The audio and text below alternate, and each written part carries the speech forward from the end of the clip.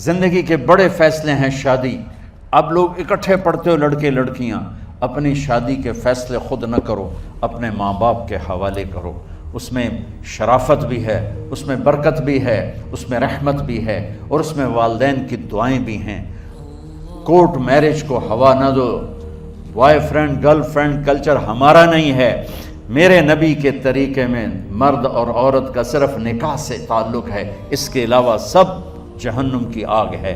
اور والدین سے کہتا ہوں کہ اپنے بچوں سے پوچھ کے رشتے کرو، زبردستی مت کرو. میرا معاشرہ بہت سنگین قسم کے جرم کا شکار ہے. بچوں پہ مسلط کر دیتے ہیں، ایتھے ہی کرنی ہے، جٹائیں چی کرنی ہے، بٹائیں چی کرنی، پتہ نہیں آئے کتوں ہیں جٹ بٹ. چلو تم ناراض نہ ہو، راجپوتائیں چی کرنی، میں راجپوت ہوں، میں اپنی قوم کو بھی رگڑ دیتا ہوں. راجپوتائیں چی کرنی، اگاں کرنی ہی کوئی نہیں. یہ ظلم و ستم اولاد پہ مت کرو. اپنی بچی سے پوچھو، اگر بیٹی ہاں کرے تو پھر قدم اٹھاؤ. اگر بیٹی کہہ دے میں نہیں کرنا چاہتی تو وہ نافرمان نہیں ہے. اللہ کے واسطے میری سنو. صرف تم نہیں سن رہے ہو، اس کیمرے سے لاکھوں کروڑوں لوگ سن رہے ہیں. اگر بیٹا یوں کہہ دے کہ ابا میں نے یہاں شادی نہیں کرنی، میرا جی نہیں چاہتا ہے، تو وہ بیٹا نافرمان نہیں ہے، فرما بردار ہے. اس نے شریعت کا حق استعمال کیا ہے. اب ایسا ظلم مت کرو کہ نہیں اتھے ہی کرنی ہے، اتھے گھروں نکل جا. زندگی تم نے تو نہیں گزارنی، زندگی تو بچے نے گزارنی. میں قربان جاؤں. ایک حدیث سنو پہلے، پھر اگلی بات سنا. تو ما تزوجت وما زوجت الا بوحی من السماء نزل به جبریل. لوگو سنو، میں نے جہاں شادی کی، میں نے جہاں بیٹی کی شادی کی، پہلے آسمان سے جبریل فرشتہ اللہ کا حکم لے کر آیا، پھر میں نے قدم اٹھایا. سمجھ گئے میری یہ بات سمجھ گئے سارے؟ اب اگلی سنو. حضرت علی فاطمہ کا رشتہ لینے آ گئے، اور جبریل ان سے پہلے آ گئے کہ یا رسول اللہ فاطمہ علی کے لیے ہے. باپ محمد مصطفیٰ جیسا ہے، رشتہ مانگنے والا علی جیسا ہے، اور بیٹی فاطمہ جیسی ہے.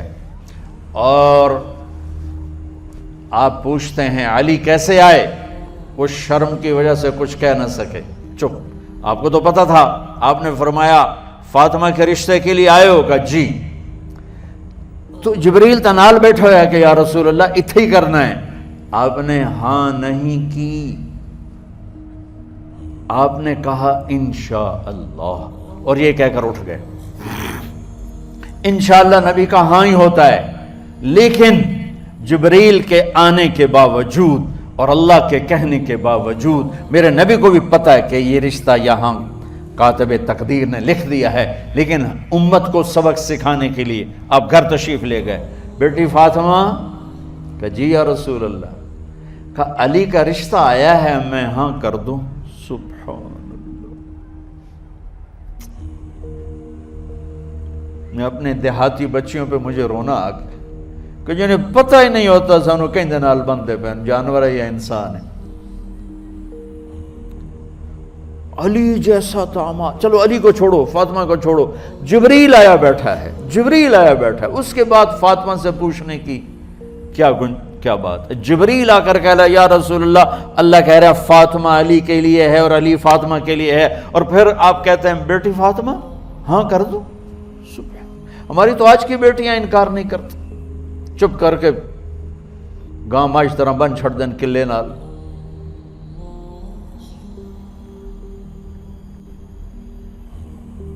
کوئی ان کے اندر کے جذبات کو سننے والا کوئی نہیں ہوتا. اپنی انانیت پر یہ فیصلے کرتے ہیں، اور میرا نبی کہہ رہا بیٹی ہاں کر دو. سبحان اللہ. آپ کا کیا خیال ہے فاطمہ نے انکار کرنا تھا؟ یہ بیٹیاں نہیں انکار کرتی تو فاطمہ نے کہاں کرنا تھا؟ لیکن یہ سبق دینا تھا ان والدین کو جو نادانی میں نادانی کے فیصلے کر کے اولاد کو ہمیشہ ایک ٹھنڈی آگ میں دھکا دے دیتے ہیں. حضرت فاطمہ رضی اللہ تعالیٰ عنہا نے جب ہاں کی پھر آپ باہر نکلے. اچھا مزے کا واقعہ ہو، حضرت علی اٹھ کے باہر نکلے تو صحابہ باہر کھڑے انتظار کر رہے تھے کہ کیا ہوا. حضرت علی کو بھیجنے والے تھے عبد الرحمن بن عوف. پہلے ابو بکر گئے تو آپ نے انکار کر دیا، عمر گئے رشتہ مانگا، آپ نے انکار کر دیا۔ عبد الرحمن بن عوف نے علی سے کہا آپ جائیں، آپ کا رشتہ رد نہیں ہوگا۔ کہنے لگے میرا تو ذاتی گھر بھی کوئی نہیں، مجھے کہاں سے رشتہ ملے گا، میں تو بالکل غریب ہوں۔ کہا نہیں تم جاؤ۔ تو واپس آتے انہوں نے عبد الرحمن بن عوف پہ چڑھائی کر دی، وہ کیا ہے نا تو میں نے گلے آئی، انکار ہو گیا۔ تو صحابہ نے پوچھا کیا ہوا؟ کہا کچھ کہا ہی نہیں، چپ کر کے اٹھ گئے۔ تو عبد الرحمن بن عوف کہنے لگے کچھ بولے صحیح، کہ بس اتنا کہا انشاءاللہ، کہا تو مبارک ہو، نبی کا انشاءاللہ ہاں ہوتا ہے۔ کہا اچھا تو اتنے میں آپ باہر تشریف لے۔ کہا علی، کہا جی، کہا لو بلاؤ، لوگوں کو بلاؤ۔ ساری مسجد بھر گئی، آپ کی ساری مسجد فل ہو گئی۔ آپ ممبر پہ کھڑے ہوئے علی کو سامنے بٹھایا، کہا لوگو یہ جبریل میرے پاس اللہ کا پیغام لائے ہیں کہ میں فاطمہ بنت محمد کا نکاح علی بن ابی طالب کے ساتھ کر دوں۔ پھر آپ نے خطبہ پڑھا اور کہا کہ علی، ہائے ہائے ہائے، میں نے فاطمہ بنت محمد کو 400 درہم مہر کے عوض تیرے نکاح میں دیا، تو نے قبول کیا؟ حضرت علی نے زور سے نعرہ لگایا میں نے قبول کیا، اور سجدے میں چلے گئے، اللہ کا شکر کا سجدہ ادا کیا۔ پھر میرے نبی نے وہیں سارے مجمع کو شہد کا شربت پلایا اور تازہ کھجوریں کھلائیں۔ اور پھر جب رخصتی ہوئی تو آپ نے حضرت علی سے فرمایا کہ آپ آ کے لے جاؤ۔ پھر آپ نے حضرت ام سلمہ، حضرت حفصہ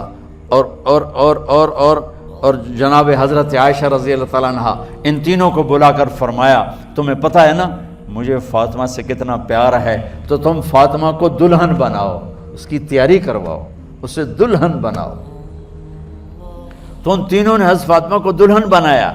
پھر آپ نے حضرت علی کو پیغام بھجوایا، وہ تشریف لائے، اپنی اونٹنی لے کر آئے، حضرت عقیل ساتھ ہے، سلمان فارسی ساتھ ہے، اور دروازے پر اونٹنی بٹھائی، آپ علی کو اندر لے گئے اور یوں فاطمہ کا ہاتھ پکڑ کے علی کے ہاتھ میں دے کر فرمایا علی تمہیں نبی کی بیٹی مبارک۔